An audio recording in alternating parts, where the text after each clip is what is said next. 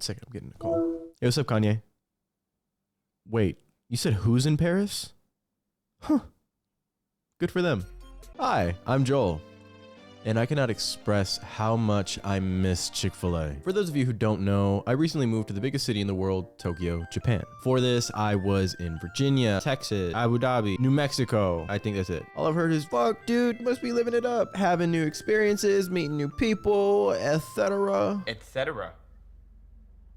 But in reality, I was pretty depressed when I first moved here. Of course, a lot of that is missing all of my friends and my family. I told myself that I wouldn't visit home for the entire time that I'm here so I can spend my vacation time to like do shit here. No, I'm not taking vacation so I can go to the Beastars cosplay event this time. But there was some kind of scratch that wasn't getting hit in the back of my brain. It wasn't getting hit in the back. It hit me a couple days ago when a certain big news event happened. What I miss about America, how fucking trashy it is. A couple days before writing this, internet celebrity Haley Hawktua Welch scammed her fans out of 500 million USD. Allegedly. Now, I don't really know how it works, but I Googled it, so I know how it works now. Basically, she made a crypto coin called the Hawktua coin. And this is kind of the part where it becomes like not her fault. Like, at what point is she at fault? And at what point are people just like asking for it? Her fans bought it. Like a lot of it. Within minutes of the fans buying it, Haley and her team sold all of their coins, plummeting the market value and making all of these other people, the fans, lose their money. This in the crypto world is what's called a rug pull.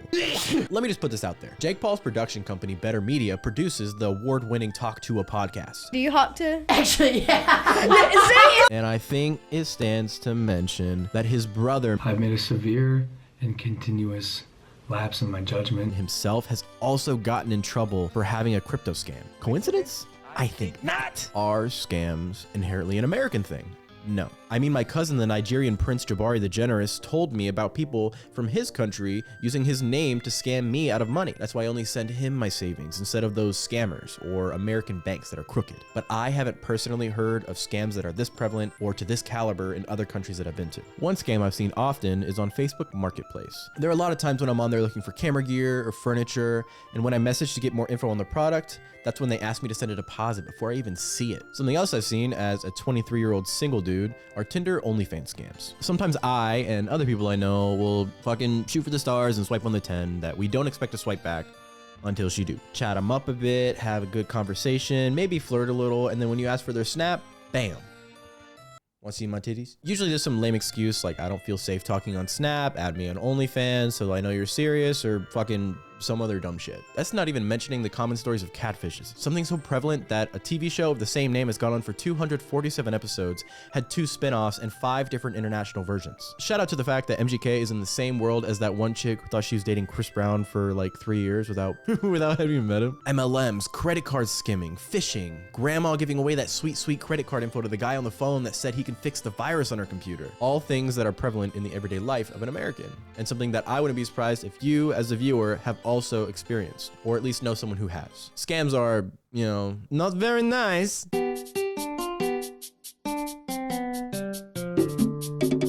I feel like it sort of disappeared from everyone else's minds, but does anyone else remember the Area 51 raid? Some context for those of you who don't know. In 2019, someone made a Facebook event called Storm Area 51, They Can't Stop All of Us, where, as a joke, someone named Maddie Roberts made a Facebook event under the premise of, you guessed it, if we all storm Area 51 to figure out what's inside, they can't stop all of us. And that's when the world went crazy.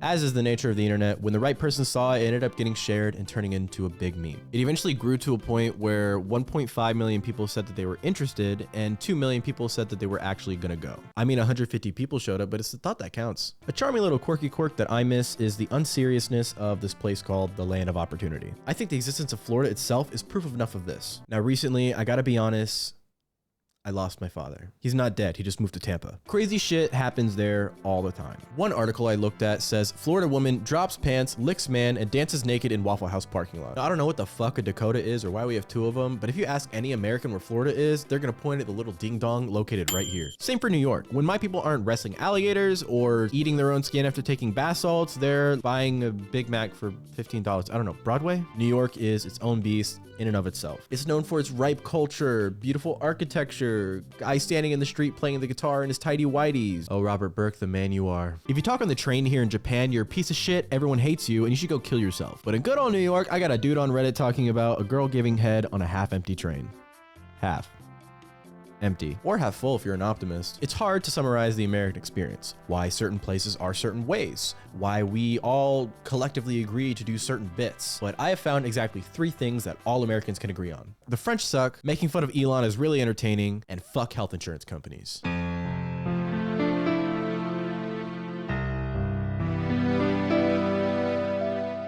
There's this quote from a surprisingly emotional show that I love, called BoJack Horseman. After doing these horrible, horrible things and blaming on everything like addiction or friends leaving or childhood trauma, the main character is told this. You are all the things that are wrong with you. It's not the alcohol or the drugs, it's you.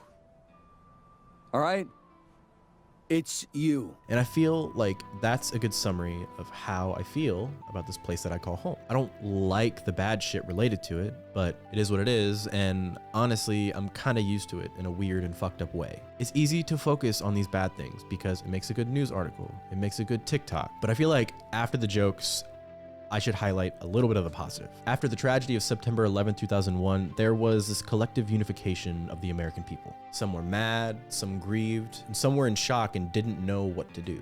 But all in all, the country felt an overwhelming amount of love, empathy, and patriotism. This horrible, evil thing that someone else did to us has brought us together in a way that I haven't seen in the 23 years since. Or the alleged assassination of the United Healthcare CEO, which happened recently and actually inspired me to make this video. People on the internet always draw this hard division between good and bad, wrong and right, liberals versus conservatives. But now a conversation that has long since needed to be had is being had. Why are we as a working class allowing these uber rich individuals to control our lives? Why are we letting them let us die for their profit? It's not right, but after the fact, I see people unifying and agreeing, yes, this is bad.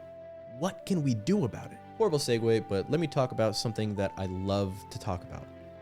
This country is just dripping with culture. Movies, bro.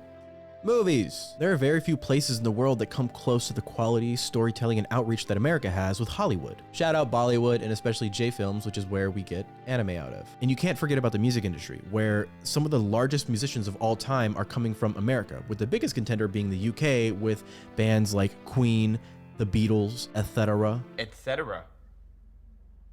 Genre like jazz, blues, R&B, hip-hop come from America, with pop sort of being co-parented between the UK and the US, and the US gets them on weekdays, and the UK gets them on weekends and holidays, and it's actually a pretty good deal, you know, because the UK has a new husband and treats the kid well, you know, it's not that bad. A lot of the music stems from the diversity in this country, which I find to be the best part. The blues was created based off of inspiration from field hollers and working songs that could have only been made by early African-American slaves and plantation workers. This eventually grew into jazz, which formed into R&B, then hip-hop. Even early rock and roll stems from jazz and blues. That's just to mention the cultural effect of African Americans. We also have the prominence of Mexicans in the Southwest and the architecture that's formed because of it that isn't seen anywhere else in the country. Or the Asian Americans who have fought for rights for sexual assault survivors. Steve Chen and Jawed Karim founded this very website that you're watching this video on. Should I also mention over the past 30 Summer Olympics, America has been the medal leaders 19 times, 13 times more than the second place spot, which is the Soviet Union, which doesn't exist anymore, so it doesn't even count, really? Since we're talking about Olympics, I think it stands to mention that out of the 3,095 medals that America has won, USA,